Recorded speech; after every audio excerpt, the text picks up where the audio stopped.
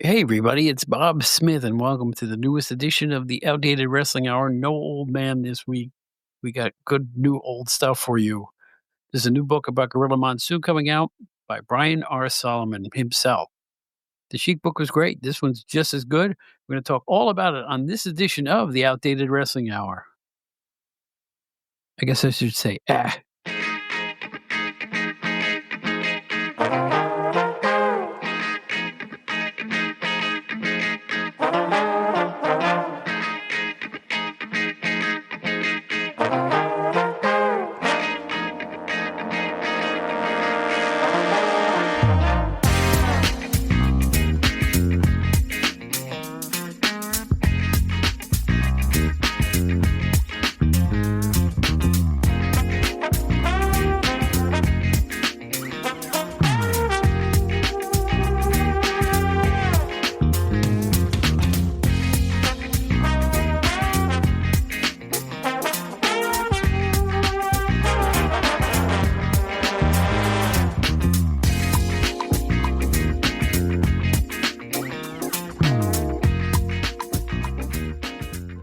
Yeah, we're back. And as I mentioned a few seconds ago, our special guest is Brian R. Solomon of Shut Up and Wrestle on the Arcadian Vanguard Podcast Network. And he is going to talk about his new book, all about Gorilla Monsoon. We're going to get into that in just a few seconds. But first, yes, it's the Outdated Wrestling Hour. Don't forget our motto, all new, all old.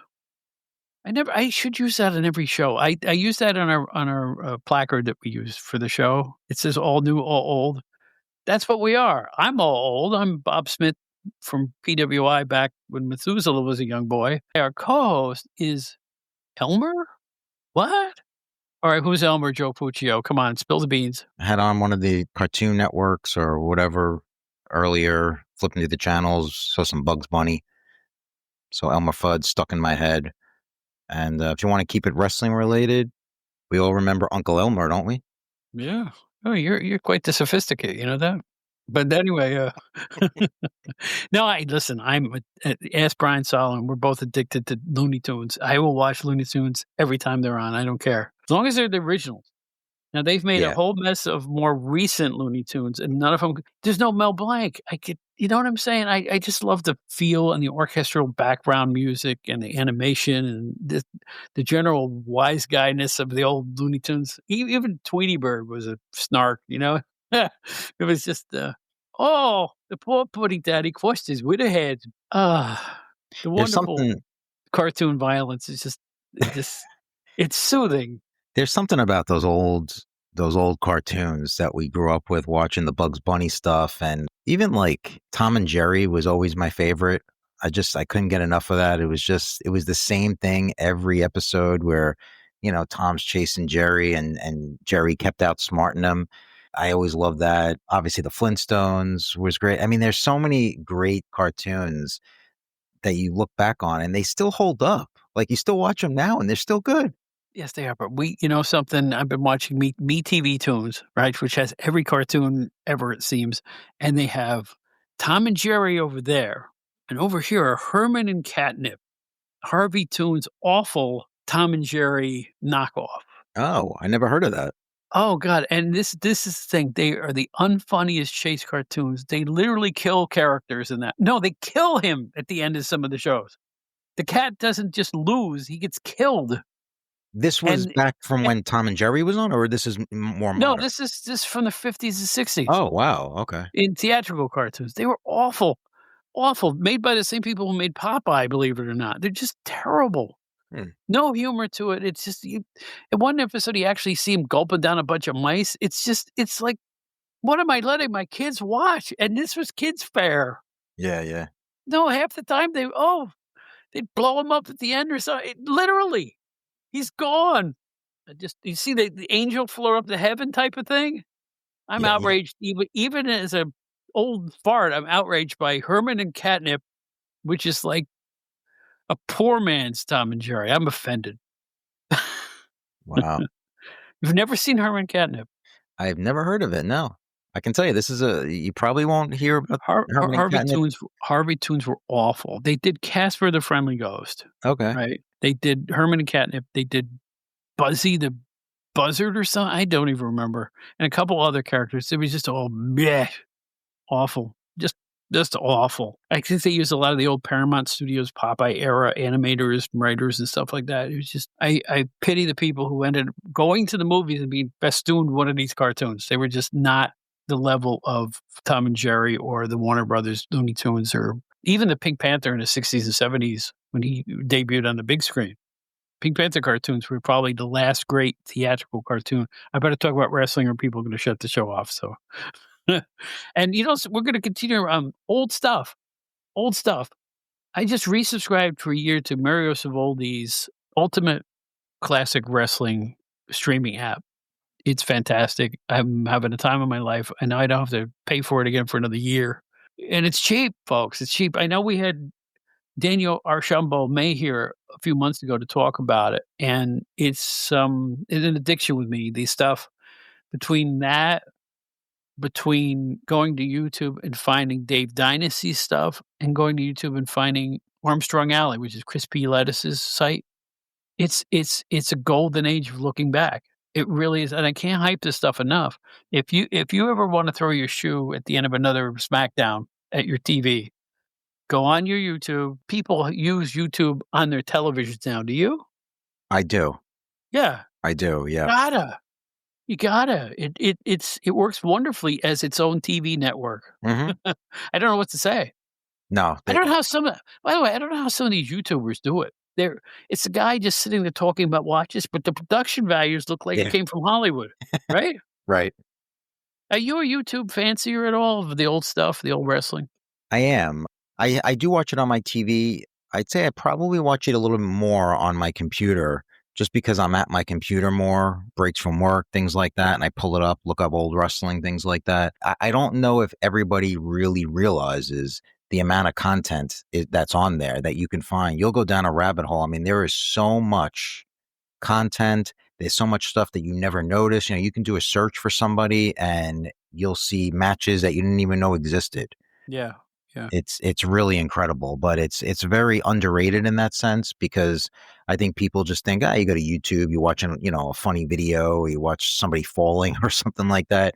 But no, there's a lot of really quality content. And it's for that reason I don't understand why the WWE doesn't put out more of their older stuff because I know they have it. I know that they still have the tapes. I think they feel with today's audiences is too archaic. Yeah, yeah. What would be the harm in releasing it somewhere? Like on they have a WWE has a YouTube channel now. Why not just fill that with oddball stuff? Who's to say people wouldn't want to watch a Fred Blassie match from 1972? I do. It's like I know the stuff's there because every time they do a retrospective package, I see scenes from those earliest shows from the early '70s. Mhm. They've got the stuff. They didn't tape over it like the other organizations did. Thank goodness. Yes. Oh, that's one of the big tragedies. I always talk about the NWF out of Buffalo, Cleveland. They taped over every show. Mhm. Every show. When that promotion folded in '74, they didn't have a frame of it. How awful is that? But, Well, that they couldn't have seen the DVR or VHS coming or any of that other stuff. They just couldn't imagine that people 50 years later would wanna watch this stuff. Well, that's it. That's what it was. It was that back then they really had no clue that this stuff would be valuable, that there would be, a market for this type of things. They just felt like, let's save tape. Let's just, tape over this and use the same one for next week. What's the point of keeping it? It airs and we'll move on. So Yeah. it's unfortunate for sure that there's so much stuff that's lost because of that. No, in the building I work in, there's a tenant that has a business, and the business is videotape reproduction, and he gets U-matic tapes all the time from the old days. And he said back in the day, those things were prohibitively expensive. Just the tape, and it was Yeah. like it looked like a VHS tape, but it was like 3 times the size. And it's like he says this is why people taped over them all the time. This is why sometimes you would see what was supposed to be a brand new show on wrestling, but you'd see like a red line Yeah. cross it because that was a crease in the tape for whatever reason. Somebody stopped the tape there and didn't rewind it or something. All I know is that this guy makes a living digitally transferring old videos, and he works for like major companies and stuff like that. Even with the giant plethora of stuff that's on YouTube and other sources for old wrestling, I know there's more out there somewhere lurking, sitting in it. sitting in a closet somewhere or sitting in a safe somewhere. I just know there's more content. I just know it. Don't you? I mean, you know it's there. You do, yeah. I know. That's what I'm saying. It's like you can just go down this rabbit hole of stuff. I mean, you search and it never ends. And it's crazy to think that even all the stuff that we waste our time watching, during the day, there's still so much more out there, or there's so much more that could be out there if it would only be released. But yeah, it's a good point about WWE and their YouTube. I don't know. I feel like it's just at this point, we're in 2025. It's just I guess they look at it as they have bigger fish to fry, and they Mhm. just don't think that there's going to be that much interest amongst the common fans, or the current fans, I should say. Sure, there'll be interest, but they probably think, is it really worth it? Can we monetize it? Is it really going to be worth our time to release this stuff? Probably not. So I don't know, but it would be nice. And it kind of brings up the same thing that we were talking about over the past few weeks about the ESPN deal for next year. Are they going to even have a lot of this old footage? Yeah, I hope. I mean, I'm skeptical, but I really hope that they move it over somehow to ESPN, or it's available somewhere, wherever it is, just so you can see it. But I don't know. I think I read somewhere that the plan may be, and this is again maybe, to move it all to the new YouTube channel that they put up. I think that'd be great. That would be great. Yeah, that's a good option for sure. Obviously, they're making money on that, or they wouldn't do it. YouTubers make money, by the way. Oh It's yeah, that's the big thing people forget about is that you can actually make a full-time living if you have a popular enough YouTube channel. So, yeah, just don't let the old stuff fade away. It's too important. Like right now, I've been binging on Bob Loose. And I don't even know if you know who you young punk. I don't know if you know who Bob Loose was. He was a wrestling promoter out of Chicago, 70s, 80s, and he was just a loose cannon, complete loose cannon. And I've been binging on the Ultimate Wrestling Network. They have a Bob Loose section. He had a show called Monsters of the Mat where they would just take old tape matches and throw these. Then they had these crazy, almost amateurish wrestling guys that were supposed to be like monsters. hmm It's the dumbest, most over the top thing. Do I love it? With a passion. yeah. It's just Bob Luce is so awful that he's great. Have you ever seen Bob Luce? I have not. No, Luce. Look up Bob Luce, even on YouTube. And if there's any tape of this guy, you go, what the hell am I looking at? He was a whirling dervish of manic promotion. that's Little funny. shortish guy. You gotta see Bob Luce. And that goes for all of you out there too. Find Bob Luce somewhere. It's like you'll be happy you didn't live in Chicago. I No, gotta no, look no. them up. He was awful and great. I don't know how to put this. He was pure wrestling hype meister. hmm hmm He makes David McLean look like Alistair Cook. I don't know how to put this. He's just because David McLean's an over the top Mountain Fiji. Oh God, You ever? oh That's a skin's good crawling up my question. back. That's a good question for you. Do you ever? Is there any part of you that ever makes you want to go back and look up old Glow? Ivory.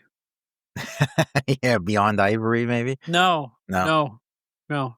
And you know what? I know there's a couple of the Glow women still around making personal appearances and making videos and stuff like that. That's great. Guys or women, I should say.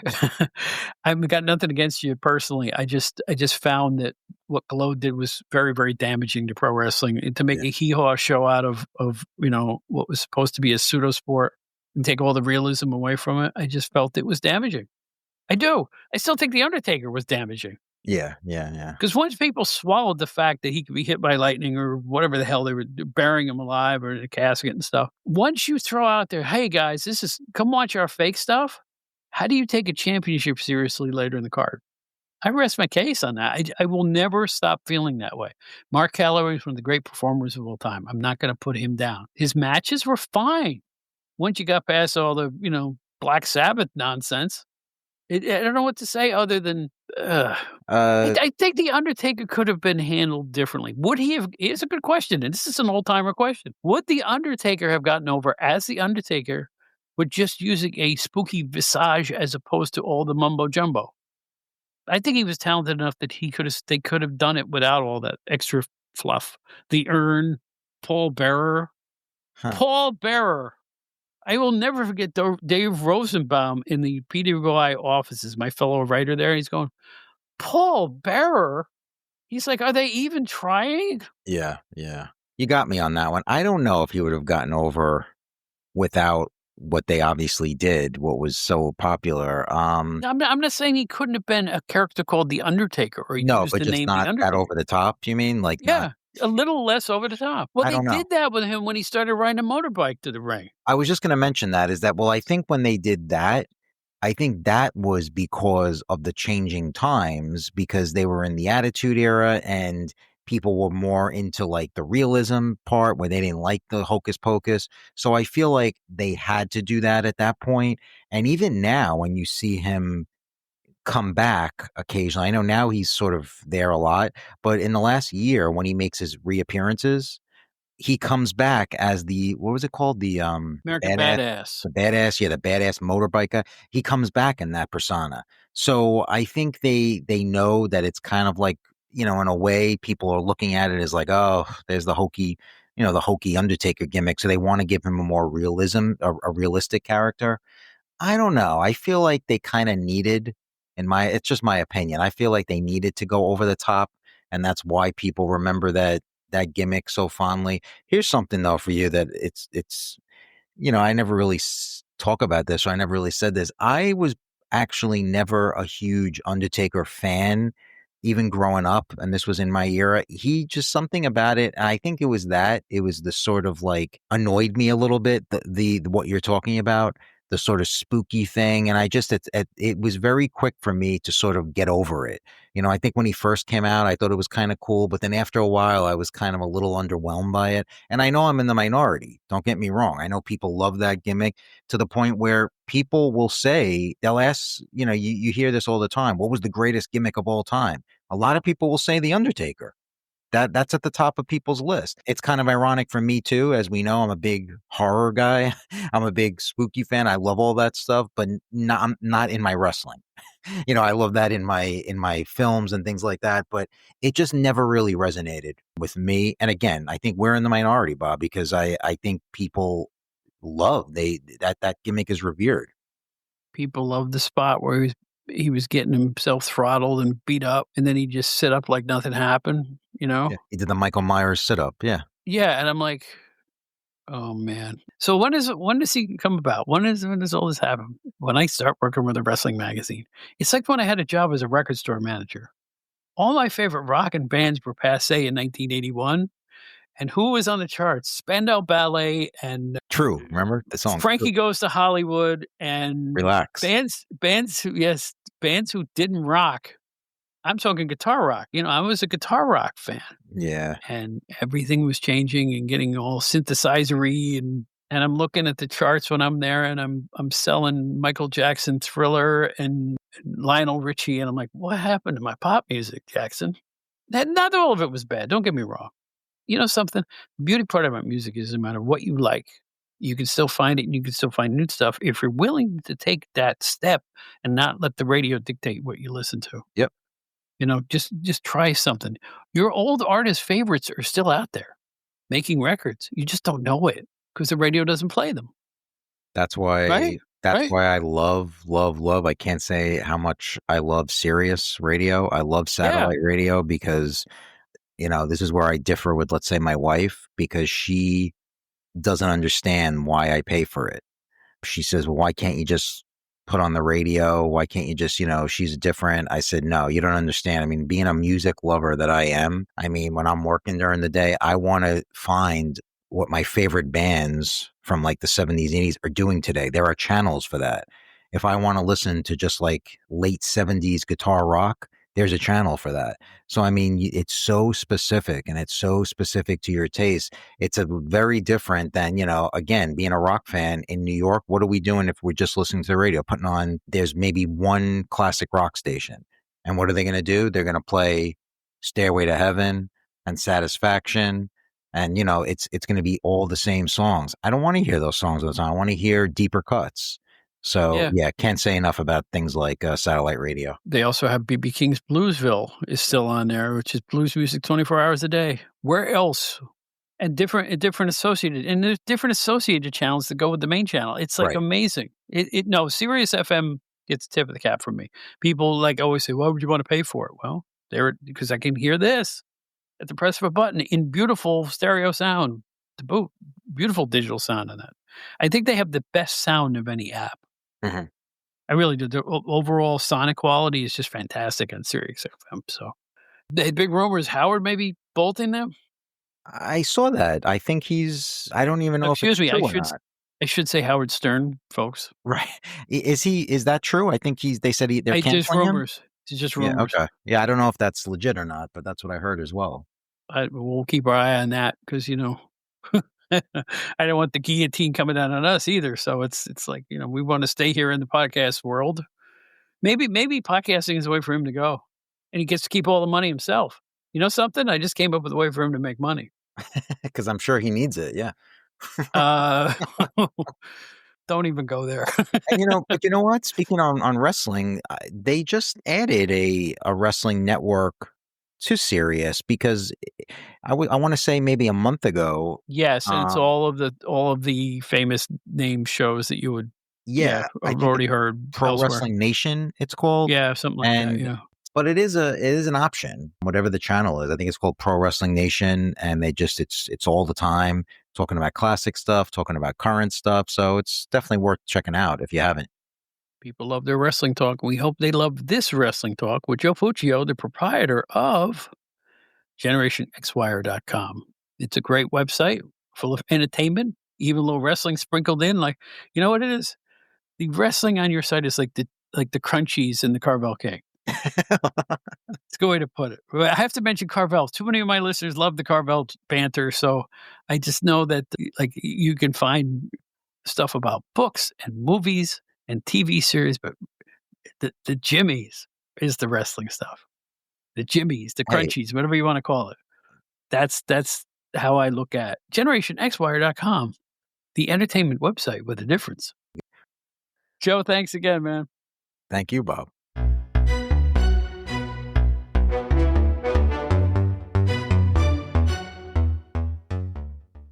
I've been waiting for this one for a long time. Well, about a year. That's when Brian R. Solomon, otherwise known as Dr. Sigmund Ziff. What is it with this podcast? Everybody, including my co-host, puts a joke name in the box of my electronic studio. I couldn't Well, resist. That's Captain Lou's gynecologist, I think. That's right, yeah. Or was he the guy that made George Steele say, "How now, Yeah, brown cow"? Was that Noted psychologist and gynecologist, Dr. Sigmund Ziff, not to be confused with Dr. Rodney Popufnik. they should have used Dr. Sidney M. Basil. But anyway, let me get to me. This is Brian R. Solomon returning to our show. We've got an important thing to talk about. He's got a new book coming out really, really quick, and we're going to talk all about that. And it's good to see you, Brian. Welcome back. It's good to be back, Bob. Thanks for having me here. They are literally hanging from the rafters right now. That's great. And I'll tell you what, right now, I am very honored that you got to me this early in your podcast journey here, hyping the book. So I consider it a real compliment that you're here so quickly. So I really appreciate it. I'm happy to do it. I promised Jim Cornette he would get to be the first one, and now that I've done that, now all bets are off, and I'm ready. I'm ready to make the rounds. Am I number 2? You will be if this goes up. Yeah. If nothing else goes up before this, I haven't. This is the second one I've recorded, so Right. very Yeah. probably. Yeah. I was thinking it's a good chance it will be the second one, and proud of that. And I'm proud of you because the name of the book, which comes out officially on September 30th, is Irresistible Force: The Life and Times of Gorilla Monsoon, with a foreword by Bret Hart. That's right. And I did not mention that on Jim's show, and I'm pulling my hair out. But I mean, yeah, that's a major selling point of the book. Bret the Hitman Hart wrote the foreword to the book, and I have to thank his brother Ross for helping to make that introduction, and Tom Burke introduced me to Ross. So, I didn't realize what a connection they had and what Gorilla's connection to the Hart family was until I talked to Bret. And I mean, I didn't just pick a name out of a hat. I mean, there's a real reason why he wrote that forward. The second question I had written down here was, how'd you come up with the Monsoon? A really great pick that's out of the blue. But the more, like when you mentioned what you just mentioned, Monsoon's influence was so wide. I mean, everybody in wrestling knew him. They knew what he did. They knew what he did behind the scenes. They respected him as a wrestler. I mean, he was a really unique individual in that he was part of everything. He was loved by everyone. I mean, he didn't have any enemies in the business. I get into the thing with Bruiser Brody in there, who may have been one of the only people that disliked him or that he disliked, but 99.9 of everyone across the business, every territory, even places he never worked, they knew who he was. He was respected, and connected to everything, like you said, especially because he had been in Calgary early in his career before he came to the WWF. And for those that wonder, I mean, he did used to, he did used to mention the Hart family a lot on the air. He was one of the people that helped get that over. Stu and Helen Hart, the dungeon, all that stuff. He would talk about the Hart family. And this is the reason why, that he really did love them and they loved him. That's amazing. You know, this day and age, we all thrive on internet hype, controversies pulled out of thin air sometimes. You know, everybody's looking for the dirt sheets, the dirt this, the dirt that. This book is the antithesis of that. And by the way, folks, I have read the book. I just want to let you know that Brian was kind enough to provide me with the galley, and I'll just get this out of the way right away. It's the equal to the Sheik book, and the Sheik book is my favorite book of all time. So I just think this is a masterful job. I think people are going to really love this book, and I think you regaled me with a tidbit early that right now, as we speak, are you number one on Amazon in wrestling books, or? Yes, as I'm recording this now, we're recording this on the 5th. It's the second day in a row. It's been the number one bestseller among wrestling books on Amazon. And it's not even officially out yet, which means that rating is based entirely on pre-sale orders, which is crazy. But I'm very grateful. Good pre-orders, as I can, you know, I work for a sports media company that sells products, and I can tell you right now, good pre-orders are a good preamble to a good total number when it's all said and done. I just get a little nervous because the Blood and Fire sold out from the pre-orders alone before the on-sale date. So you actually had people who pre-ordered it who didn't even get it on time because Amazon did not stock up enough copies. I hope that doesn't happen again because I think people were coming at me with pitchforks and torches last time. But we'll see. I'm hoping. That's why I didn't start pushing the pre-sale until just a few weeks out like this. And I just want to say, because you were talking before about, you know, finding the dirt and skeletons in the closet and all that. I think I'm very proud of this book and I stand by it. And I think it's an example of how you can write a great, compelling biography without it having to be some like drag through the mud, skeletons in the closet, tell all kind of book. This isn't that kind of book. And I still believe people will find it very compelling and a real page turner. You know, it can be done. Well, you actually did that with the Sheik book, which, by the way, is called Blood and Fire, the history of the Sheik and all that. But you actually did it with the Sheik book in that, as I expressed to you before, you taught me things about the territories I did not know. And I was in the business for 15 years with the magazines. You answered questions that I had about all different kinds of territories. There was no controversy in it, just people didn't know what had happened. I hadn't known a lot of those factoids that you dug up. So if you're doing that again, this will be an enjoyable read as well as an informational one. And kind of like with the Sheik book, I haven't talked about this enough, but I think it's important for people to know before they buy it too. Just like the Sheik book, it wasn't just strictly one man's life story. It was how it intersected with the history of wrestling all through those years and everything that he touched in one way or another, all the different places and all the different changes. This book, in addition to being the life story of Gino Marella, is also the story of WWE. It's the story of the development of this company through the 60s, 70s, 80s, and 90s, the years he was a part of it, and even, honestly, even a little bit before. And so there's a lot in there that, you know, goes just beyond just his own personal story, but the whole big picture of what was happening all around him at the same time. You know, I would be remiss if I also didn't mention, and we didn't mention the fact that we're talking Amazon and whatnot, but you're a published, you know, you have a publisher, which means it will be available if you want to order it at Barnes and Noble, or maybe they'll even stock it ahead of time. Who knows? So it's available virtually everywhere books are sold. Yeah, you can get it anywhere. It's, in fact, Barnes and Noble, Books A Million. That's a American chain we have, and there's ECW Press. You can order directly, but that really is more beneficial for the Canadian buyers because of all this ridiculous, all the customs and the taxes and things they add now on shipping from Canada to the US. But if you go to the website on ECW Press for this book, they list all the different major stores and outlets and chains, book chains, where it's going to be available. And honestly, a book like this, even your local bookstore, if you're lucky enough to have one, will order this for you if you just ask for it. I mean, this book is going to be very easy to get. But as you remember, I bought your last book at a Barnes& and Noble. There you go. So it's available widely, wide release, we'll put it that way. Yeah, print and digital will both be available on the 30th, and the audio book is going to take a little bit longer because I'm still recording it right now as we speak. I'm almost finished with it, and then I know they're going to have to edit it and touch it up and fix it. So I don't have a date for that, but I'm predicting it's going to be probably a little closer to the end of the year. All right, I have a bunch of questions for you, and I'm Yes. hoping they're original questions that other people haven't asked. So here we go. Now, as people remember about you, you're a prolific writer, and you wrote for WWF Magazine. The question is, did you know Monsoon or have access to him at the time when you worked there?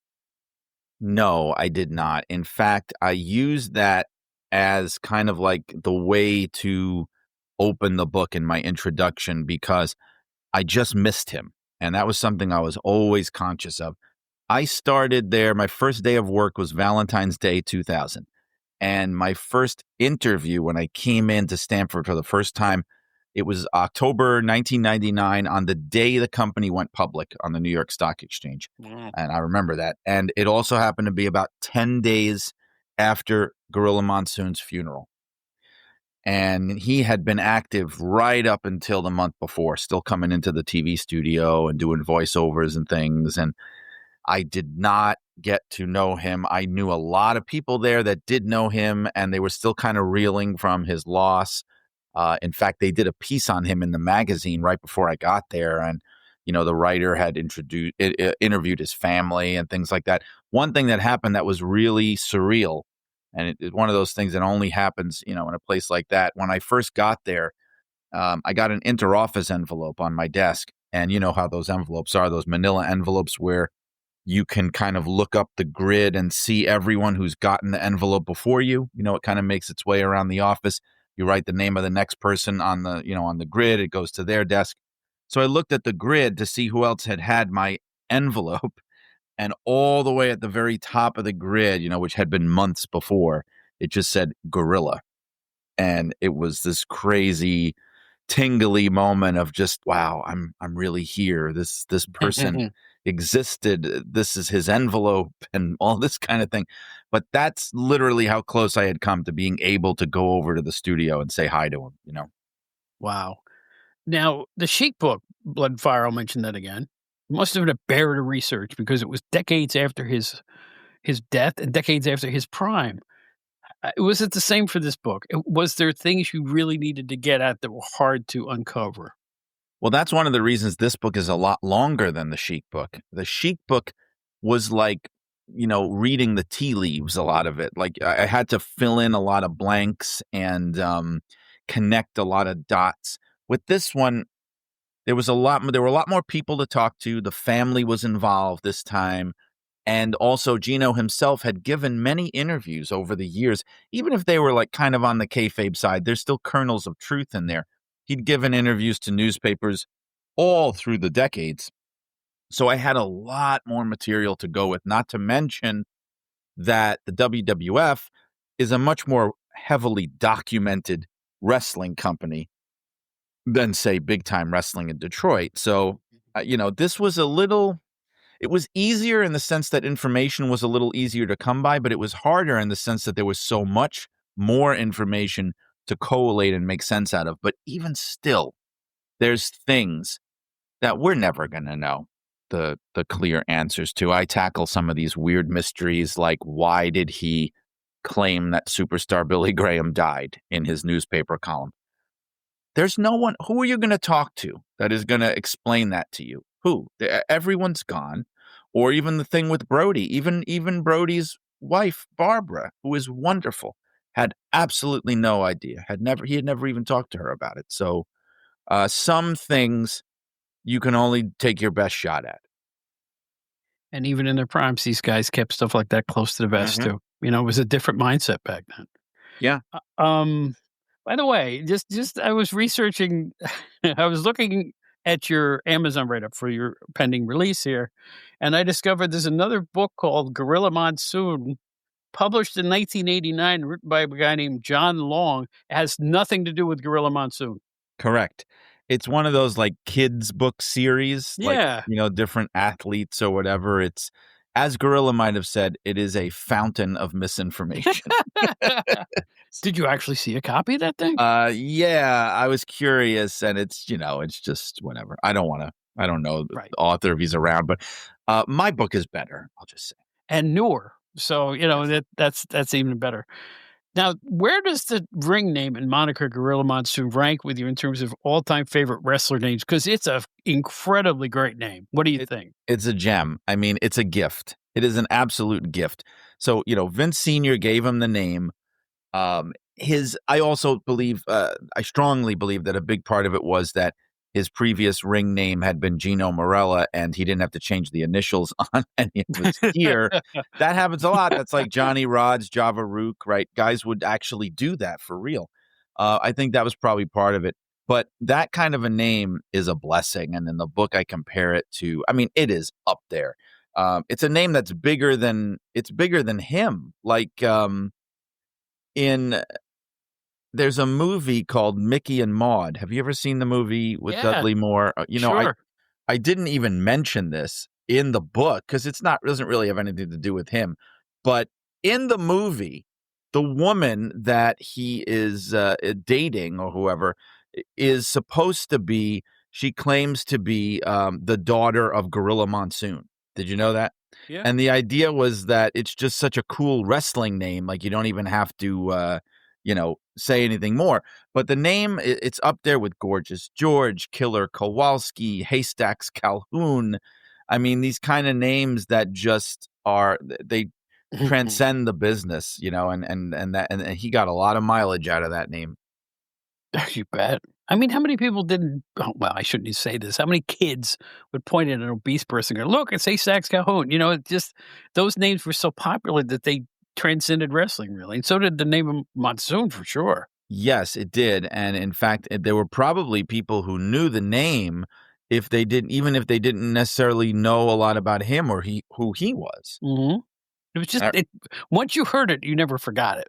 That's what made it a great name. yeah, he had been when he wrestled in Japan in, right before that, he went to Japan right before he came to the Worldwide Wrestling Federation. He had his first Japanese tour, and he was Gino Morella at that time, but over there in the Japanese press, they called him, the Human Typhoon, and they also called him, the White Elephant, I think. And so but I do think that, those kind of names probably also inspired Gorilla Monsoon in a way, like, "Oh, those are cool nicknames, let's come up with something like that." Interesting. Do you think as much of a main eventer as he was early in his career? We're talking about the time when he was fighting San Martino and, he was the heel. Do you think he should have been a world champion? It was a different time.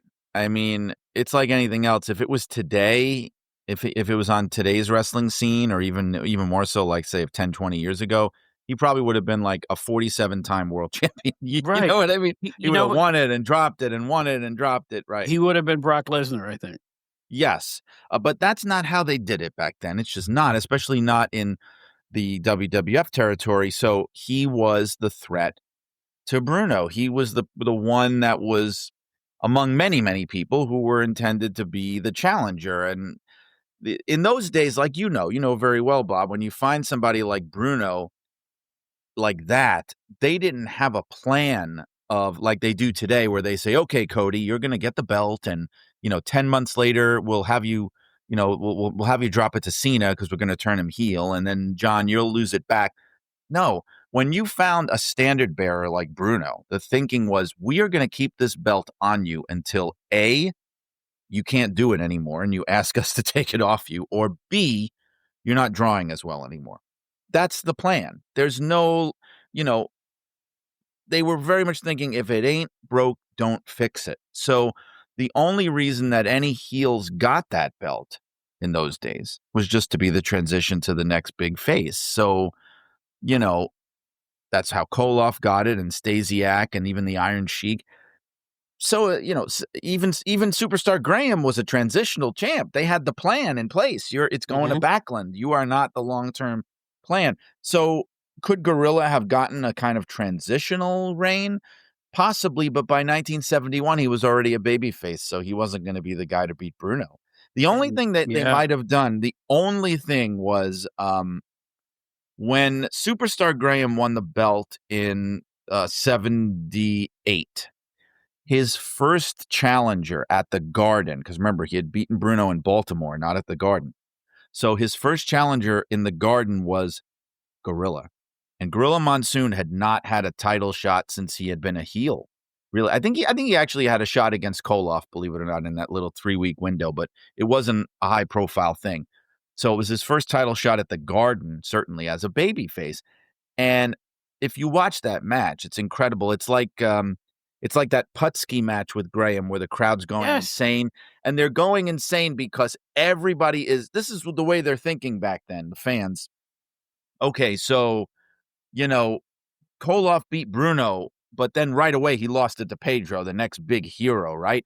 And then Stasiak beat Pedro, but then right away he lost it back to Bruno. So they're thinking, okay, Graham just beat Bruno. He's a bad guy, so he ain't holding this for long. He's going to lose it to somebody big. So anytime that's what they did. That's how they got such hot business out of him for 10 months, because they're thinking, oh my God, he's defending against Putski. I guess Putski's the next champ. Or, and I think they thought the same thing with Gorilla. This is going to be his moment. He's going to get a little run as the champion. And I guess if they were ever going to do it, that might have been the place where it would have been maybe possible. Gorilla just wasn't as heavily, and he didn't want to be that involved by that point. He was part of the office. In a perfect world, it might have been fun if they had Gorilla beat Graham, and then Gorilla could turn heel and lose to Backlund. But that's some fantasy booking, because Gorilla did turn heel in Toronto and wrestled Backlund as a heel briefly. Not out of the realm of possibility, but I don't think Gorilla wanted to be a part of things like that anymore. Probably not. And, I'll just bring this is off topic, but the pop for Ivan Putski's Polish Hammer on Graham, which is just a clip by itself on YouTube, I think is the most extreme pop I've ever heard of the Garden. I could be wrong, but you couldn't have a bigger pop. Have you seen that clip? It's off the rails. There's one that I think rivals this. So I posted it to Twitter not long ago. There's a match with Bruno defending against Killer Kowalski. And Kowalski is just pounding on him, beating on him, seems like forever, wearing him down, killing him. Bruno makes a comeback. And I'm telling you, I have never heard anything this loud before. It was like the Roman Gladiator arena, like absolute insanity. And they're not doing that much. Yeah, first of all, they're not leaving the mat. They're not leaving the mat. They're on their feet. Secondly, I think that's the one where Kowalski had the hood on, right? He was in a hood. Possibly, yeah. I think I'm he may have, yeah. maybe not. Maybe not. I'm trying to think back to it. All I know Which he wore because he was too lazy to put on his toupee, apparently, in some cases. now Bruno was cut, right? Yes, that was part of it. And Kowalski's doing everything in his power. He's biting him. He's gouging him. He's striking him. Nothing's working because here comes Bruno slowly Right. at Kowalski. Right? Is that the moment you're speaking of? And the crowd is getting it's that hotter and hotter slow and hotter. stagger, and then he takes a swing at Kowalski, and it's like the building explodes. Mhm. But that's up there. But that happened with the Gorilla match with Graham. There's a moment right out of the gate where it looks like Gorilla's going to win it, and people are like, "This is it, this is it." And he goes for the pin. He hits, if I remember right, he hits Superstar, comes off the ropes or something, goes for the pin. I don't know. I don't think he comes off the ropes, but he hits him with something. Goes for the pin, and Graham's leg is on the ropes. So they got to break up the pin, and then Graham takes over and winds up winning the match. But in those brief moments, everybody there thought, "Oh, this is it. Okay, it's going to happen for sure." Yeah, they believed. They really think he was plus he cheated to win the belt in the first place. Right. the feet on the ropes and so And I think they thought he when was he finally won the match and pinned Monsoon, Superstar had his leg. No, actually, Gorilla had his leg under the rope, and the ref didn't see ref didn't see it. Oh, they made it a recurring theme, didn't they? And that it. continued on. Now, let's segue to Gorilla's on-air announcing career. I always enjoyed him. I always really enjoyed him, and yet I don't hear him listed among when they talk about the announcers, the play-by-play people. I believe more people tune in to see primetime wrestling to hear Gorilla Monsoon and Bobby Heenan go at each other than they did for the matches. Do you agree with that summation? 100%. Because most of the matches were recapped from the weekend shows, and they would also show some house show matches, but they were usually kind of wishy-washy matches too. They were like matches that they didn't know what else to do with them, so they just threw them on that show. It was about Gorilla and Bobby Heenan. That was the reason to watch that show. Yes. Where do you rate Gorilla amongst the voices of wrestling? Do you put him in high esteem in that regard? Well, I'm going to say this, and it'll be controversial because I'm the guy who wrote the Gorilla Monsoon book, but I didn't grow up with Gordon Soley, but I do think, having watched a million hours of wrestling footage from everywhere that I could get my hands on, that I think Gordon Soley was the best. He was the true dean of wrestling commentators. In fact, I even think that Gorilla felt that way from things that I've heard. But Gorilla Monsoon is very high on the list. And I think he's one of those people that got a lot of reappraisal over the years because Yeah. people grew up with him. In fact, I think that, when you hear negative things about him as an announcer, I think people sometimes have to get outside of their bubble because that's a very niche opinion. That is not the opinion that is widely held by the majority of fans, especially who grew up with the WWF. He is absolutely beloved. In fact, many, many people would name him as number one, as the greatest wrestling commentator of all time. That's a pretty common opinion to find today.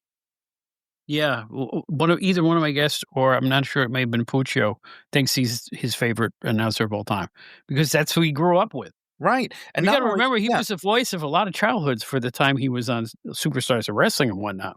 he was, yeah, Wrestling Challenge. Hmm. That was Yeah. his show.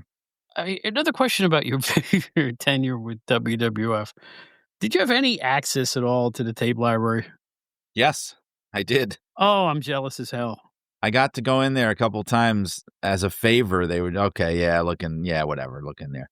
And this was in the days when it was still tapes. Hmm. So they had, if you've ever been to kind of like an archive or a big, big, big library where they have these moving bookcases, you know what I'm talking about? Where they're on like these mechanized tracks, and you have to like hit a button and it separates, because there's not enough space for everything to be wide open. So you've got to pick an aisle and then open it up, and then you can go inside. That's how they had it set up. I don't, God knows what it's like now, because I know the digitizing process started about 20 years ago. I'm sure the tapes are still preserved, but my guess is whatever's been digitized, they probably have those tapes in storage and like somewhere like Iron Mountain. I don't think that they're readily accessible anymore, but the footage, of course, still is. And of course, I'm in there doing what any wrestling history fanatic would do. I was blessed. I'm just going through everything, trying to figure out what they have, looking around. What do they have? What do they not have? In fact, every now and then, I took advantage of my privileges. I would actually call down to the studio and make up some excuse. Oh, I need a copy of All Star Wrestling from September 5th, 1979. Could you send that over? Like I did that when I wanted to see the episode where George the Animal Steel dislocated that guy's shoulder. Oh, Remember that? yeah, So right. I figured out which episode it was. I looked it up online, and I called the guys. I'm like, yeah, could you send me a tape over of that? I'm telling you, the next morning the tape was on my desk. So Wow. the perks of working there. Yes, I My still have the goodness. tape over here somewhere. My goodness. You know what? One of the great angles. Who would have thought that was fake? Rick Bolton, right? Was Rick that the Bolton, guy's that's name? right. I think That that's right. poor man. That poor man. That's right. That poor man. Oh, that's got to hurt Vince. That was Pat Patterson. But one of the things that struck me about Monsoon, I don't remember if this was the late 70s or the early 80s. I believe it's probably around 1980. All of a sudden, maybe even before this, I just can't remember. You'll probably have a better grasp on this. all of a sudden on the syndicated shows, there were PSAs for the Juvenile Diabetes Foundation. Yeah. And just a little kid, and there's Gorilla Monsoon. And he goes, "This is Becky," or whatever, and he explains everything about that.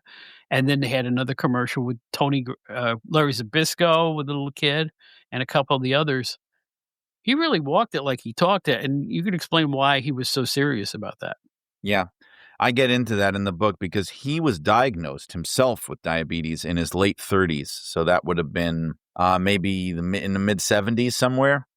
He was diagnosed. And not long after that, he started getting involved with the Juvenile Diabetes Foundation. He raised money for a lot of charities, domestic abuse, um, missing children, just all kinds of things like that. But juvenile diabetes, that was his cause of choice for sure.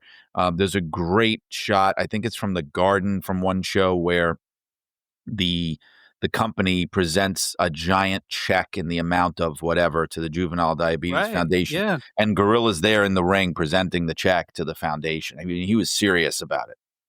Yep, that was not a work. They were really, Mm-mm. really serious about that. And I can say it was the rarest thing. You never saw charity involvement with wrestling. I never saw charity involvement in wrestling before that moment.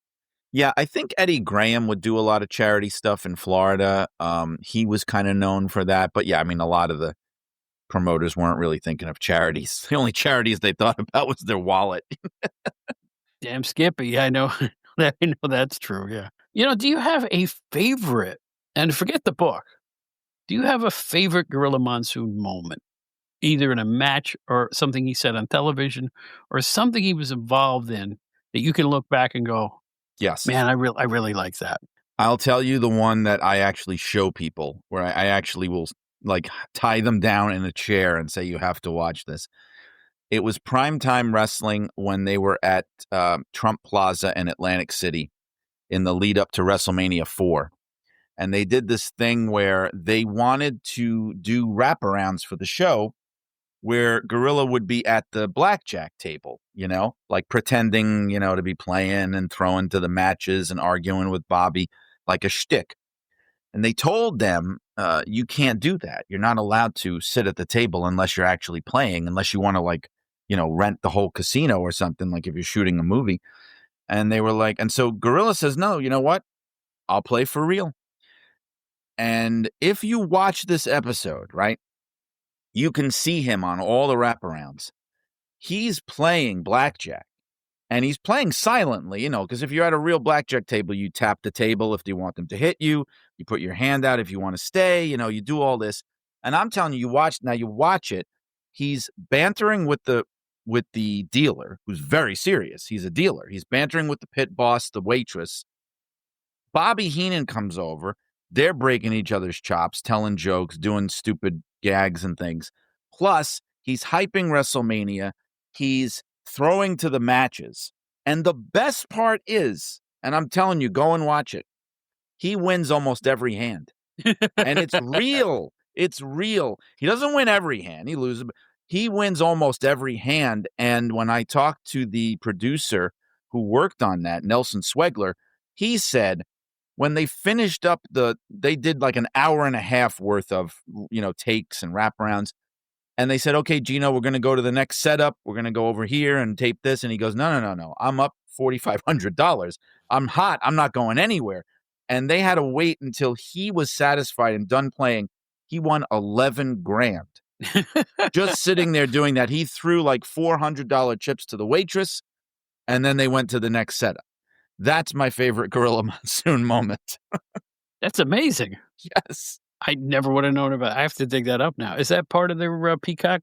Yes, it's on. I don't have the exact date in front of me, but No, that's okay. it's primetime wrestling so it would be like March '88. I want to say it's like the lead up to WrestleMania 4. 4, right? Okay, I see. I'm learning stuff here, willy nilly all the way through here.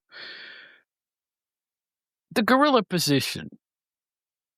That spot behind the curtain was now known as the gorilla position after he had worked that role, I guess, later in his career at that point. He probably wasn't as mobile, and everybody respected him, so he was a perfect leader for that particular job.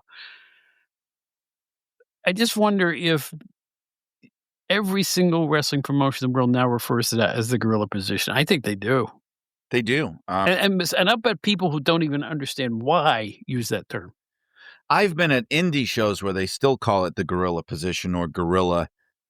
So I mean, it's everywhere. I think in AEW they might call it the go position, which is a little obnoxious. Maybe it's because of the WWE thing, but but that's short for gorilla anyway. Um, there's no, and a lot of people ask me about that whole thing. Now, there's no exact moment in time, obviously, where that spot just becomes christened the gorilla position. It was something that kind of gradually happened over time. And he started doing that basically right at the point that he started getting involved with The Office. So it would have been around 1969, 1970. They already had him manning that table. And when you're at that table right behind the curtain, especially in those days, and even today, the gorilla position today, if you watch Raw or SmackDown, they turned it into part of the show. It has its own Mhm. set. You know what I'm Yeah. talking about? It's Yeah. lit. It's like part of the show. They take the cameras in there.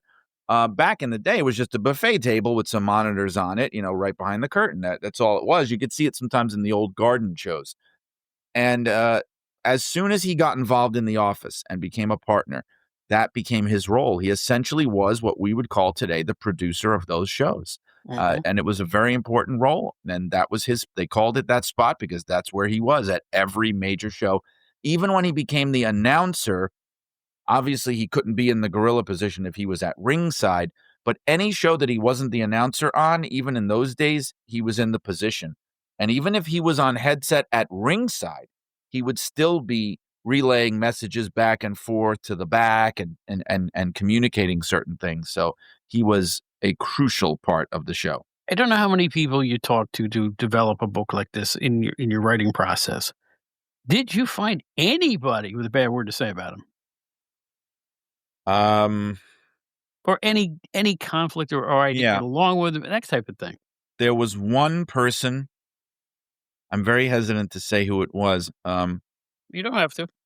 There was somebody, and I'll explain it. There was somebody who I think had an axe to grind, and I wound up not including what they had to say because it really was not corroborated by anyone else. It was somebody who came through the WWF territory early in their career and then left and became a bigger star elsewhere and never went back. And I think they had a little bit of sour grapes for not being used enough and not being promoted or pushed hard. And so I think there was a little because they tried to tell me, oh, he had an ego and he was this and he could be a bully and he lorded it over people. And it was literally just this one person. And I had to sort of say, I had to draw the line and say, I'm not going to let this one person's sour grapes uh, come into this book. That, with the Chic book, it was very different. You definitely had a significant there were some people that loved him, but you had a significant current of people who had problems with him and who did have not complimentary things to say, enough that it was a pattern that had to be addressed. With Gorilla, that was not the case. 99% of everyone was overflowing with praise to the point where um, I created an opening part of the book, a 2-page spread there, where I just had blurbs from people who were just overflowing with praise for Gorilla Monsoon because there was so much of it. Well, anybody who takes that position, other people have obviously done it. I mean, once in a while you gotta scold some people, don't you? And, Yes. that You gotta it kick some ass sometimes. yeah, and it's not all, "Go get them, kids." It's a lot of times is, "Why did you do that?" Or "You're a little late," or, normal workaday type of things. And you can't always walk away smiling when you've had, you're butting heads with somebody on the way out to do your job. Right. I saw a podcast recently from a guy who was a prelim guy back in the 80s WWF who was kind of trash talking him a little bit, but that's because he was the authority. He was the one who cracked down. And these prelim guys, they were lucky to be there. They were lucky to get a check handed to them. You know what I mean? Gorilla was there to make sure the show was the best that it could be. He wasn't there to massage your ego or coddle your feelings. I mean, he wasn't going to be cruel or nasty to you, but you had to produce results. But you know what? Think of him and his personality. There may have been times where he did do that. Now, I'm not saying on a regular basis, but maybe if somebody comes back injured or if it was just a bad break in a match or something like that, I can imagine he was the type of guy to give a pat on the back as well as being. Absolutely, he was. In fact, I heard from people who would say that when Vince Jr. had taken over, that Gorilla became the counterbalance to Vince. Like, he actually really mellowed even further. Like, Vince would chew people out. He would rip people apart. He really did. And then they would be devastated. And Gorilla would be the one to come to them and say, look, it's going to be fine. Listen, that happens all the time. Try to learn from it. Don't let it mess with your head. Like, he would be the more kind of fatherly counterbalance to Vince's, megalomania or whatever you want to call it. Mm-hmm. Well, Steve Kerr was on this show talking about Vince chewing him out for something that happened in the ring that he was responsible for. Yeah, I heard that. I remember. Yeah. And Steve thought about it and he said, "Yes, sir, you're right. I'll do my best to do better next time." He decided not to argue, not to make a stink about it or say, "Hey, I did what I was supposed to." People get defensive. He took the opposite tack. And he said Vince's response was, "Well, all right then," or something because you couldn't complain. He took his whooping, shall we say, and walked away with his head held high. I think Steve handled it in the right way in that type of a situation. Oh, certainly. Yeah. And I think sometimes that's a way to gain respect because, they could see that you at least want to learn and want to do better. Sure. Even if the guy who's barking at you is barking up the wrong tree or just kind of made something up on the, you know how things work. You've had enough I do. bosses in your life where they will scold you for not doing anything wrong, really. Correct. It happens at every business. So now the book is on the eve of being released. And as we mentioned before, it's going to be available everywhere you can get books. Do you have any personal appearances or anything else going on that you would like people to know about, even if it's regional? Feel free to hype it right here. Sure. Well, Friday night, September 19th, I'm going to be at the BST wrestling event, which is happening it's called Mega Clash 4. And I'm actually looking it up right now. And it's going to be in Bridgeport, Connecticut at the Foolproof Brewery. And that'll actually be the first place where I will physically be selling these signed copies of the book. The next day, there's a fan fest that's happening. It's happening in New Jersey on Saturday the 20th. And it is called Fandom Fest. And I will be also doing a signing there. And the other in-person thing that I have set up is what I mentioned to you, which is Sunday, October 5th in Fairfield, Connecticut at the Illicit Brewing Company. We're going to have the official book launch party. And it's a party, it's a relaxed environment, but I will have copies of the book there for sale if people want them. And so that should be a really fun time. Yes, and if this entices anyone to come, I intend to be there that day, at least at this point. And so if you want to see this wizzled old fossil in the flesh, you can come and say hi to us, and I will be purchasing a book that day, hopefully, as well. It'd be more fun just to buy it straight from you there. So, and you better autograph my copy too, doggone it. I mean, I will. Hey, come listen, on now. if I signed Bret Hart's copy, I could sign your copy for sure. I sign them would all. think. I would think. So, you seem very, very happy with the ways things worked out in this book, and I am very, very happy because, like I say, it's apples and oranges to really, in some respects, compare it to the Chic book because you're looking at different territories and slightly different eras, although a lot of it jibes. But I put them on a par in terms of quality. The research is fantastic. The writing style flows. Is nothing not to like about these books, and I just want to congratulate you sincerely because it's like from one writer to another, I'm jealous as hell. You're doing an incredible job. Thank you. I think that the Chic book was almost like a preparation for this book. And I'm not trying to dismiss the Chic book. What I mean is when I wrote I always do this thing. My wife makes fun of me. When I write a book, I'm always like, this is going to be the one they remember me for, every time, every book I do. And when I wrote the Chic book, when I wrote Blood and Fire, I really felt that. I really thought, oh my God, this is I really outdid myself. This is like a magnum opus here. I'm very proud of this. And I'm never going to top this. And I'm thinking, okay, but I want to keep writing. I'm going to write the Gorilla Monsoon book. It should be a lot of fun. It's a great topic. More people know who he is. That's nice. But I'm thinking, like, I have no illusions. It's going to be as good as Blood and Fire. And I'm in the middle of writing it at some point, and I'm thinking, oh my God, I think this is going to be better. And I mean that. I really had a moment of looking and thinking and getting caught up in it and going, wow, this is actually going to top it. And I think it does. It's gotta be a great feeling. I'll ask this, it's an exhausting thing to promote a book. It really is. If you do a book tour, those are not you're gonna stand up in front of people, talk sometimes, you're gonna sign a lot of autographs, you're gonna sell some books. But here's the thing, that stuff is tiring. Uh-huh. My question is, once this book is out and a few months go by, are you gonna get the itch to start another book? Well, what I had been doing was like just jumping from one right to the other.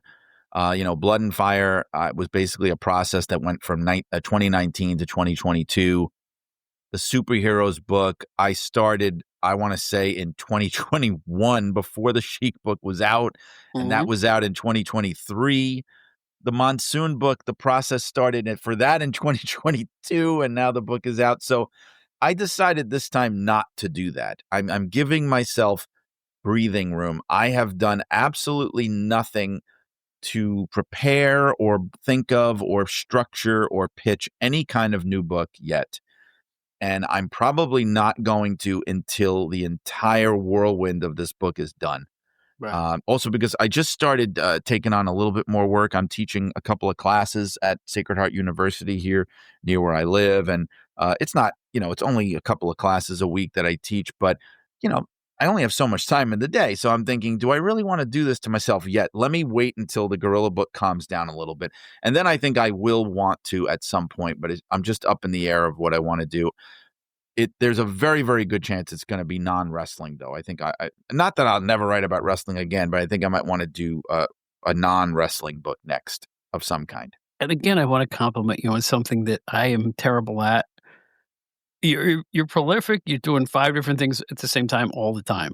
But I wanna commend you on keeping that work-life balance. Nobody does it better than you do. I think, this guy goes on vacation, you see him on Facebook with his family, they're all having a great time, or there's a special occasion, an anniversary or something and he always notes it, and it looks like somehow you were able to keep this super busy schedule and still have a tremendous family, and I've met them, they're wonderful people, and I just think that, that's really cool. It's almost like you don't stress out the way I do. That's all I know. I just hide it better, I think. Believe me, my wife can tell you. I went into full-on panic mode when I was ramping up to teach these courses because I hadn't been in a classroom in about 6 years. I was losing my mind. In fact, even in Vegas, I had a couple of moments where I was like, okay, I got to collect myself here because I want to have a good time in Vegas. I don't want to be obsessing about this. So I do, you know, making that balance is not easy. It's very easy to just lose yourself completely in work if you want to. I always used to say I could have become a much more successful writer and prolific writer if I was an asshole. I mean, the great writers, I think, they have to be assholes. I hate kind of if I could say that because you have to neglect everything and everybody in your life if you want to be Ernest Hemingway or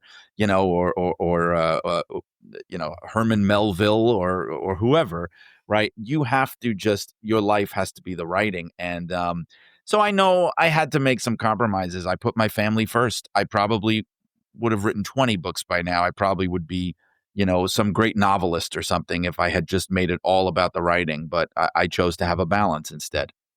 Bill Apter to this day insists that I was the nicest guy who ever worked in that company unless I was writing the PWI 500 for those 2 years, and I became the biggest A-wipe you ever met. He would say, "How are you, Bob?" I go, "Leave me alone!" And I don't believe I ever did that, but that's how he recalls it. So I must have been completely out of character during that hectic, crazy time, and, I'm really regretful if I put people off that much, but hey, I got a rare Stanley Weston bonus for it, so, what can I tell you? You know? There's times that I relate to Jack Torrance in The Shining. The scene where, he's he's writing, right? He's in the Overlook, and he's at the typewriter in the big lobby there, and he's typing, and Shelley Duvall comes over to him, "Do you want a sandwich?" or something like that, Yeah. and just throws him off. And he's just like, "Every time you come here, I lose my place. And do you know how long it takes me to get back where I was? It takes me 15 minutes." And he goes into this whole tirade. And not that I treat people abusively, but I understand where he's coming from in that Yes. scene. He's not wrong. But you have to be careful not to go down that road and become Jack Torrance. Mhm, you're right. Even now, I still do some freelance, and it's like, I don't like to be bothered when I'm doing it's just your mode. You've gotta focus, and when you're focused, you're rolling. Everything is rolling, and when something stops that roll, It is very true. the You angst. That's why I have my office down here in the basement. And as much as I love working upstairs because there's windows and there's light, and sometimes I like having the family around if I'm doing something that doesn't take heavy concentration. But if I really have to write hardcore, like when I'm working on these books, I have to come down here because um, it really is true. I mean, the slightest distraction and you're 10, 15 minutes thrown off course, like just to get back to where you were. And if you really want to get in a flow, like I come down here, I play music, not, instrumental, non-vocal, has to be non-vocal. And it gets me in this zone and I can just write and write and write for hours. But, you have to block out when you're going to do these things and when you're Mhm. not. I create boundaries. Like long ago, I said, Sundays, nope, not doing anything on Sundays. That's the day for the family. Saturdays, if I have to, if it's really, really important. Otherwise, I try, I try to make Saturday about families, and during the week, again, working from home is a blessing and a curse because when you work from home, it's like you don't have the separation. Like, okay, I'm home now. Oh, well, now I'm at work. Like you can work through the night because you're in the same place. So you've got to be conscious of that, and you can't ever forget why you're doing it. It's a part of your life, but it should never be your whole life. Maybe for some people that's all they've got and that's fine. But I have other things that are important to me and that's just the way it's going to be. And that's why I am, at the level of where I'm at in my writing career and not where I guess I could be. Well, you're smart because 'cause you're not gonna look back on your life with regrets, Right. or, "I should have done this," or, "I should have spent more time doing that." You're doing all of it, which is the way you should live your life, and I'll have I have writers on all the time, yourself, Ian Douglas, a whole mess of people, and Ian has me convinced I am gonna write an autobiography. It's not gonna be like a tell-all and that type of thing, but he's determined for me that my life is way more interesting than I give myself credit for. You know what the only daunting part about writing the book is not the writing, it's the formatting. I've never written Yeah, a book before. Just basic chapter formatting, sure. how to do it properly. So I have to kinda learn that, but other than that, I'm gonna give it a shot. What the heck, One you know? thing I'm very keen on doing actually that I'd love to do, it's not really a straight autobiography. I'm very, very serious about wanting to do a memoir about my family. I think that would be I hate to cut you. Yeah. You were on our other podcast, the Outdated Entertainment, and I were talking about, your Yes. great uncle, right? Yes. And it was the best podcast I've ever done in my life because it was a fascinating story about a fascinating guy with anecdotes you're not gonna hear anywhere else, a real inside show business show. And Adam Bertho was on the also on the show, raved about it, and the people who heard the show raved about it, and I think, yeah, you should do that because you have that extended family background. I have a knowledge of all these stories. I have behind me boxes and boxes of probably thousands of photos that I've inherited over the years. All these people are gone. And I want to do something about it. I know not every memoir has to be about people who are famous. That's how Angela's Ashes became big. Nobody knew who Frank McCourt was or who his Mhm. family was. And I think it would be great to preserve those stories because I'm the custodian of those stories. When I'm gone, if I don't write it down, those 90% of those stories are gone. So I might do that, or I might do a novel. I've been really thinking about writing a novel, which I've never done. I've never written long fiction before. Ooh, daunting. Yeah. Daunting, because I tried to write a comedy novel about a bowling mystery. It was gonna be at the start of a series of Great. bowling mysteries, but That's a great idea. I thought it was a great idea too, and I got a couple of chapters in, and I never went back to it because I'm trying to make myself laugh during these things, and virtually everything I was writing about was an anecdote about things that actually happened in the bowling lanes during my hobby, and I think the truth of it would have made it very, very funny, but who knows? Maybe I could revive that because I still have the files and I could go back to it. But yeah, I'm getting the you know what? I miss writing. I miss writing on a daily basis. I haven't done it since 2021. So since I'm entering my retirement phase, I want to get back into it one way or another. I really do. Yeah, and I'm blessed because I do a lot of writing, even when I'm not writing the books, as you know. Every month I'm writing articles for Pro Wrestling Illustrated and for Inside the Ropes every single month. I've even started writing short pieces on my Patreon. I wrote my first one a couple of weeks ago about Hulk Hogan when he died. So, I mean, I'm always writing something. That's part of the reasons why I took a break from the books for a little bit, because it's not like I don't have other things to write. I do. Well, I want to keep my chops up. That's all I know. You Yeah. know, Important. once it's you're right. Anything, singing, anything. If you want to remain at a good level, you have to keep your chops up. And Yeah. I haven't been remiss. I have been doing something on the sly for the last 2 years. I've been doing some writing for a how do I put this? A subscription service where you get it as part of a subscription. So I've kept my chops up doing that. That hasn't been bad. It's the only work I've really been doing for the last couple of years, but I wanna get back to it because I love writing, I love editing, I love publishing more than both. But I think the days of taking a mess of paper and turning a publication out of it, that's gone. You know, everything's digital now, and that's the wave of the future, and you can't fight it. But, I just love publishing, man. How do you feel after all your years of doing this and teaching and whatnot? Are you as enthusiastic about what you do as you ever were?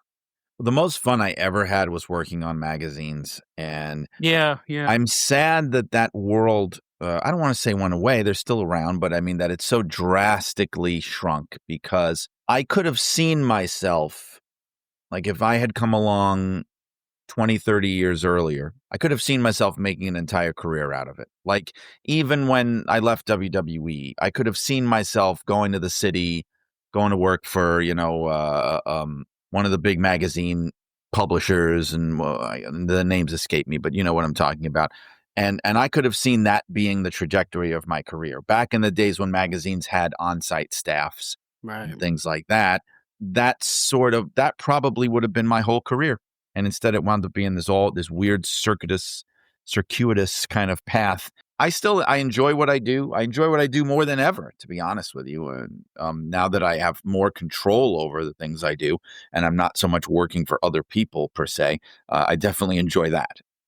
You know, it's funny, for my last full-time job was 17 years at an entertainment newspaper in Long Island, and most people don't know I even worked there because I didn't have my name in the stat box, and I did that by choice because I didn't agree with the editorial stance of the publisher.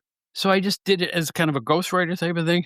But I really enjoyed. They would throw a whole mess of stuff at me on a Monday, and I'd have a finished product by Friday. I did everything from writing to editing to getting the freelancers stuff and rewriting that and placing the ads and the whole 9 yards. To take a big pile of stuff and make a professional publication out of it is just that's my jam. I just love that. And again, what I did, because it was still newsprint, I can't replicate it. It's gone. It's done. You know, nobody's putting out a new anything when it comes to publications. If it is, it's super niche. That's the only thing that's publishing these super niche magazines. The only thing that's left. Yeah.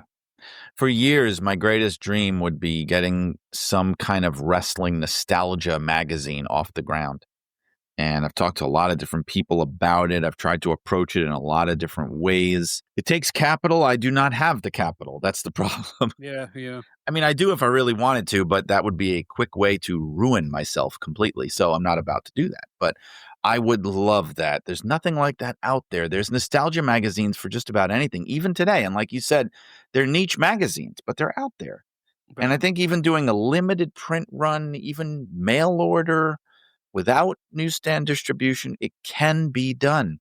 It just takes a little bit of capital and some people with some time on their hands. No matter where we both end up, it has been an absolute pleasure getting to know you the last couple of years, and, I'm happy I'm around at the onset of a new thing rather than having it 'cause I picked up the Sheep book real late. I think I bought that year and a half after it was out or so remember? Which it was pretty late in the run of that book, Yeah. but it floored me to such a extent. I say this all the time to Brian. First time I got a hold of him was when I first read the book. And my knees were knocking. I thought you were such a great writer. I was like, "Will you come and be on my little podcast?" And he said, "Yeah, sure." And I'm like, "Wow, I don't believe it," because you knew who I was. I Yes, forgot that factor, I because did. you worked at the same place I used to work at. And Brian and I have gotten together even socially on a couple of occasions, and it has been, just a stone cold gas. So thank you for everything, man, and I'm wishing you the optimal success on this new book. You don't need luck on this one. Your job is fantastic, and people are gonna like this one, I'm convinced. Thank you. I hope so. I'm very excited to get real life feedback once it gets out there and people are really reading it to hear what people make of it. It's one of those crazy things. I talked to Steve Johnson, who did the Jim Londas book, which is tremendous. And I had him on my podcast and I said to him, I'm sorry it took me a few more weeks or a month or whatever to get you on here. I wanted to read the book first before I had you on here. And Steve said something which I have definitely feel in my bones. It's like you put this book out there and you send people copies and it's on sale and all this stuff and people want to talk to you about it and they're excited. But you have this nagging thing in the back of your head.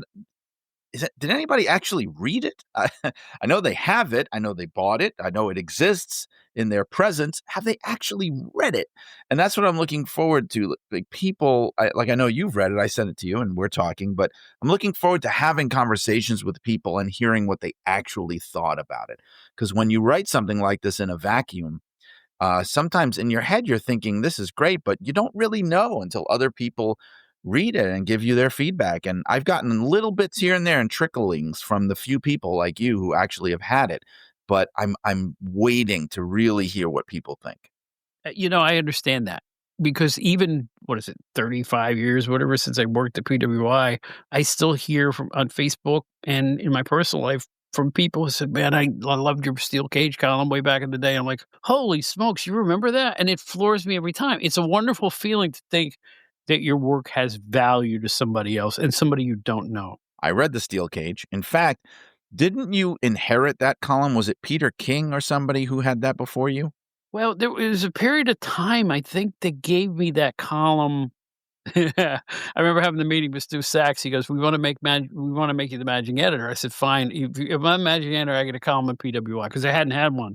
I had Blindsided in The Wrestler, I think. That was a column, but I didn't have a column. I said, "Give me a column." He said, "Sure." He said, "What do you wanna call it?" I said, "I have no earthly idea. Why don't you just revive the steel cage?" That's as much effort as There we you put go. into it. Even the same old logo when It the steel had cage. that grainy image of the Right. cage, right? Right. Yeah. It was Yep. grainy because that was definitely on a flat somewhere, right? Yeah. So, yeah, that's how we that's how we named the steel cage column, but you know what? That was, to me, the moment that I consider myself a real PWI guy is when I had my own column finally. Everybody else did, and I was the last one to join the, parade there. And I told you how I thought years later, I was very naive. I didn't know that some of the writers didn't exist, right? And the person who smartened me up to it was Frank Vitucci, who I told you had been Yeah. Bill's photo assistant. And we got him at WWE. And today he's the photo editor for WWE. And he was the one who said, "Oh, Matt Brock, Liz Hunter, and all those like those were pseudonyms and this and that." And I'm like, "You're kidding me!" I was absolutely floored. But then I got to thinking about it. I think I may have even asked him. I assumed from that point that anybody named Bob Smith that would have to be a fake name of a fake writer. There can't really be a writer named Bob Smith. So I was assuming Bob Smith had to be one of those pretend writers. And then I realized when I found you on social media, no, he was a real guy. There is a Bob Smith. Plenty of people think I'm a pretend writer, but that's a whole nother ball of wax. But but I will say that, yeah, I've met people going, "Wait a minute. You really exist?" You know what made people know that I was real is when I started going wrestling TV shows. In Yes. Memphis, I was on IWCCW a lot, and, oh my god, he's a real guy.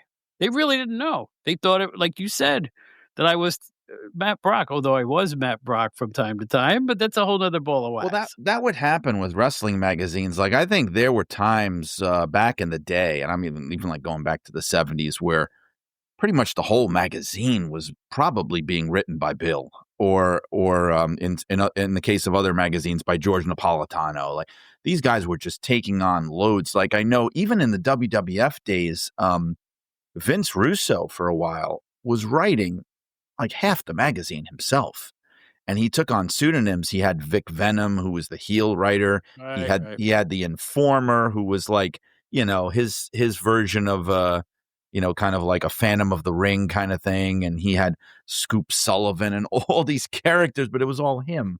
So I think that's a tried and true wrestling magazine tradition. You don't want to make it look like one or two guys are writing the entire magazine, even if they are. Yeah. I hate to say this, but during my PWI tenure, I was so prolific as a writer. I mean, jamming stuff out left and right and sideways that they made me put other writers' names on it. Oh God. Because they didn't want it to be Bob Smith in every article in a magazine, Right, so I'd put right. Andy Rodriguez's name on it or Dave Rose. Seriously, we had no caste system. We would just throw anybody's name. So a lot of the articles that people thought I wrote because my name on it's on, I had nothing to do with, So you're saying and that vice versa. Andy and Dave and those guys were getting credit for articles they didn't even write? Yeah, and I was getting credit for stuff, and vice versa. Oh God, what a mess. I don't know what I think it was just me because I was too prolific. I was too fast. It's better had to too make much up to do. pseudonyms than do that. That's crazy. I've never heard of that. I felt a little stung by that too Yeah, because I was really. busting my ass and not getting any credit in the magazines for it. That was a Stu Sachs thing, to be honest with you. He's the one that decided to do it that way, and I just Stu, swallowed explain hard. yourself. Go on. Well, Sorry. yeah, I would like to know to this day why they did that. Well, here's the deal. If I'm sitting down and writing an entire issue of Inside Wrestling or 3 of the 4 main articles, it's gonna get a little samey because my name will be in it throughout. But that's why you use pseudonyms, not the names of other actual writers on the staff. Yeah, well, maybe we were lazy. And let me tell you something. You know, the difference between your wonderful PWI that you folks work on now, let's not forget that Brian does work for PWI. We, in the waning days of the Rockville Center days, were pulling our hair by the roots with work because every time our sales went down, they would bring out more products. And the more products means the more work you had to do. So while you guys have the one title to work on, we had sometimes 6 titles a month, 7 titles a month, a weekly newsletter on top of it, and our staff was just a handful of people. That's You know, crazy. not They including the do art department, obviously. they do 9 a year. That's what PWI is now, 9 a year, and that's the only magazine instead of what I guess it used to be like about 40 or something per year. Well, imagine being on a staff of, let's see, editorial writers, let's just call it 5 at best, and you had to put out PWI Inside Wrestling, The Wrestling, Sports Review Wrestling, Ben Strong Wrestling, Wrestling Superstars, Wrestling Annual, just go down the line of all the different titles they put out. So it was daunting at times, but you know what? I got used to the rush. You know, you get used to it. You build up speed after a while. The only way you could do that though is you had to have the staff on site. Like today, it's Right. Exactly. Kevin, the editor, is there on site. He's the only one. The writers that they use, they're all freelancers. They all work remotely. The copy editors and designers are for the entire Kappa company. They do the crossword puzzle books. They do the Sudoku. They do everything. So there's only one full-time dedicated PWI employee now, and that which is why they only do a handful of magazines. And also they don't have interns. That's why it's, the photos and things and pulling photos and digitizing them and things like that. They just don't have the manpower or the resources. Let me ask you one last PWI question about today's PWI. Yeah. One of the wonders of working there was the photo files. Just an entire wall of filing cabinets with A to Z of every wrestler you could ever think of and great moments and great cards. It was phenomenal when I worked in Rockville Center. The photo file, I didn't know how lucky we had it just to look at those photos. My question to you is, does that thing still exist? Because I know that they sell photos to other publications and TV. There are photo archives. Of course, it still exists. I mean, Yeah, yeah. yeah. I mean, yeah. Knowing them, it's probably in the same filing cabinets too. Well, that's the thing. What I mean, like, I don't think much had been done with it. Like, one of the reasons that I started my column the way it was an excuse. It's a nostalgia column. The excuse for it, I wanted an excuse to go, not physically myself, not myself because I never went, but to actually use some of their incredible old photos that were just collecting dust. I said, just tell me what photos you got. I'll write columns around it. I don't care. That was the idea behind it, because they have this incredible access to. It's really the best wrestling photo archive in the world, because it goes from the very beginning right up to the present day. I mean, there's no other collection that would do that. I mean, there's 40s, 50s, and 60s stuff in there too. Wasn't it from when Stanley started the company? And you could probably find, rare handfuls of things from even earlier than that. Yeah, yeah. Oh, I missed that job. Anyway, we won't get into why I left there, but we've done that plenty of time on the show. But Brian, thanks again. I know you're in for a really good time now. I hope you enjoy the spoils of your superb work. Thank you. I'm it's been a long time coming. I feel like I've been working on this book forever. So I'm very excited now about this stage of it. I've been waiting for this for a long time. And don't feel embarrassed to use this show as a conduit for any personal appearances. I can announce them on the show. Anything you're up to, let us know, and I'll relay that to our listeners here. Thank you. Thank you. Brian R. Solomon, one of a kind. Thanks again, Brian. Thank you.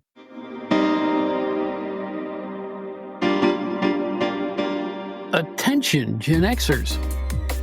If you'd like to explore the era that appeals to you, look no further than GenerationXWire.com.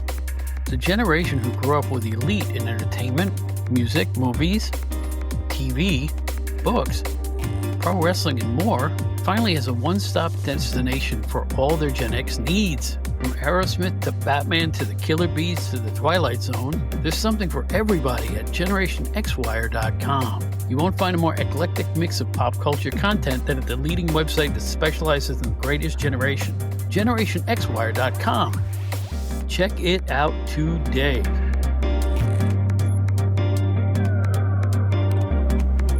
All right, we're butting up against our time limit here. I hope you enjoyed the show as much as we enjoyed bringing it to you. Our special guest, Brian R. Solomon, and our co-host, Joe Puccio. Thank you immensely for listening. Write to us, outdatedwrestling@gmail.com.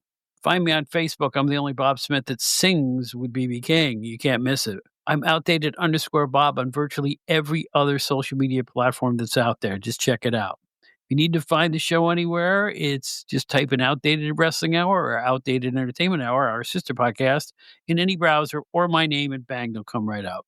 OutdatedWrestlingHour.buzzsprout.com. All of our episodes are there for your listening pleasure anytime you want to hear them.